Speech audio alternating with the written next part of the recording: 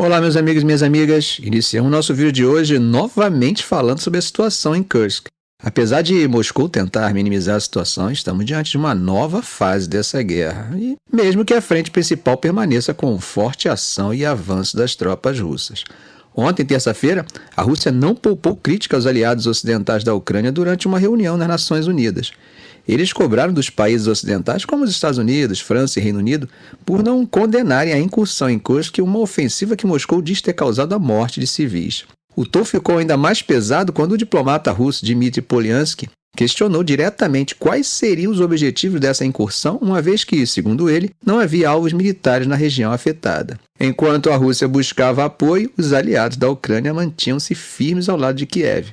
E Klen Ponikivar, um diplomata da Eslovênia, disse que eles não iriam reconhecer agressor como vítima e acusou Moscou de hipocrisia e de estar desperdiçando o tempo do Conselho de Segurança das Nações Unidas.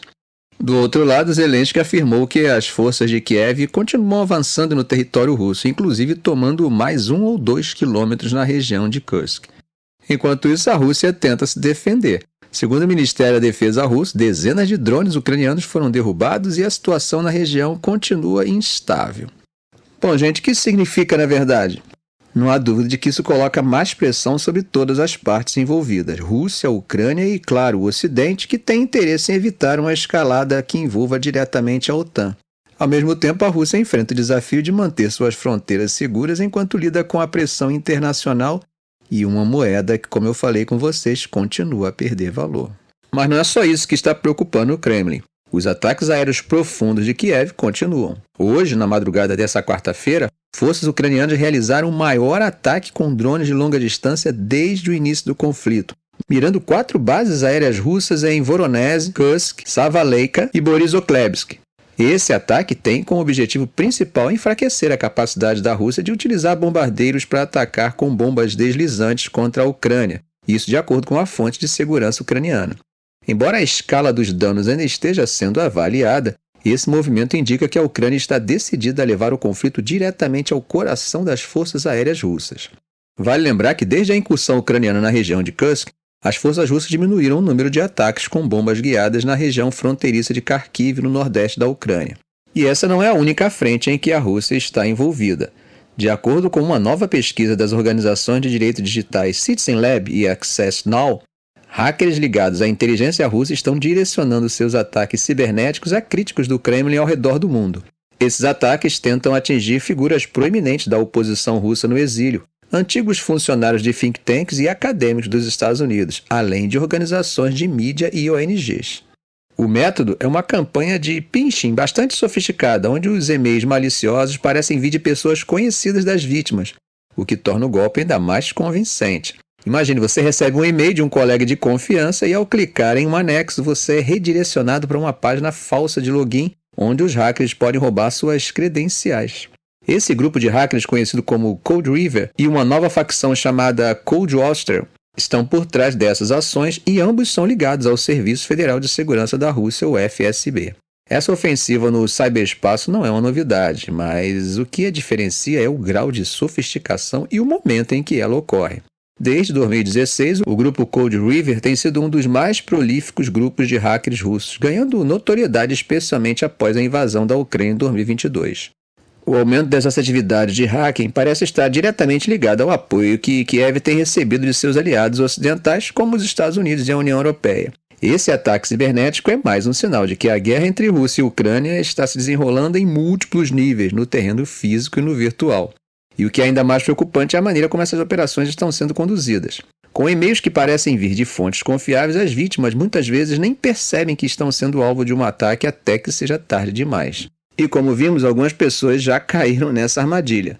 Mas por que a Rússia estaria tão focada em atacar essas figuras específicas? Bem, a resposta pode estar nas redes de contato que essas pessoas têm. Muitas das vítimas são ativistas acadêmicos e ex-funcionários de organizações com amplos contatos dentro da Rússia e em círculos de alto nível no Ocidente. Se os hackers conseguirem acessar essas redes, eles podem obter informações valiosas e causar sérios danos a esses movimentos oposicionistas, que são críticos ao governo de Putin. Para os críticos do Kremlin, especialmente aqueles ainda dentro da Rússia, o risco não é apenas virtual. Estamos falando de prisões, perseguições e até coisa pior. O que fica claro é que essa guerra, gente, não tem fronteiras claras. Ela está sendo travada em múltiplos frontes e as regras estão mudando constantemente. Bom, atravessando o Mediterrâneo, comentamos ontem que estava prevista para essa quinta-feira uma rodada de negociações sobre a situação envolvendo o grupo Hamas, Israel e as negociações de cessar-fogo em Gaza. E parece que, mais uma vez, as perspectivas são desanimadoras.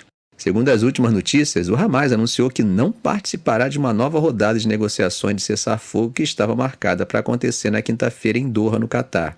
Isso, naturalmente, reduz as esperanças de uma trégua negociada, o que, conforme comentamos ontem, poderia impedir um ataque direto do Irã contra Israel, ou ao menos adiar esse ataque.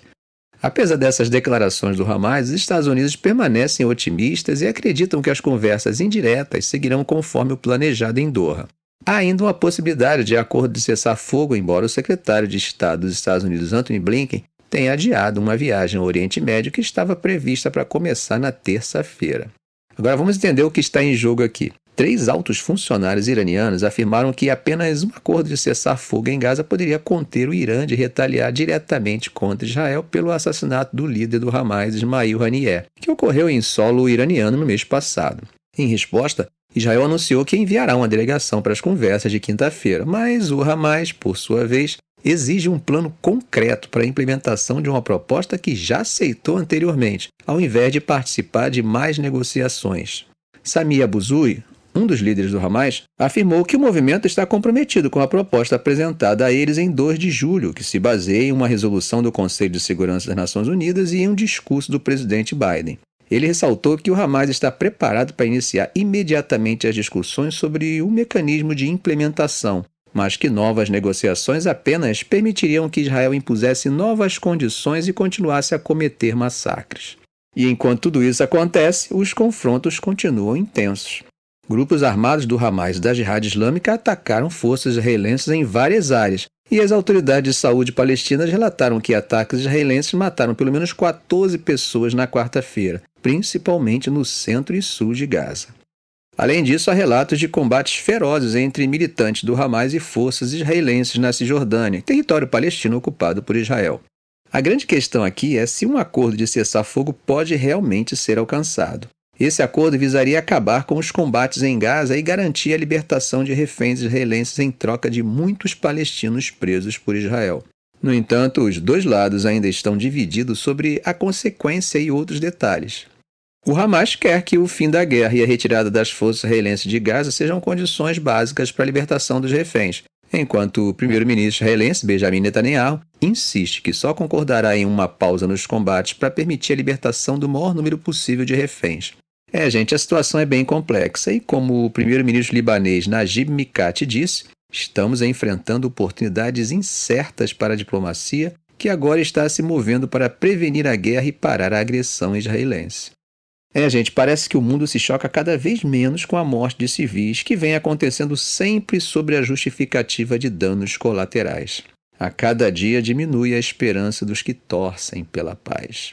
Ficamos por aqui. Se esse vídeo foi útil para você, faça um comentário, compartilhe em suas redes sociais, dê um like. E é claro, se ainda não for inscrito, inscreva-se no canal e ative o sininho para não perder os próximos vídeos. Ok, gente? Um grande abraço do professor Arão Alves.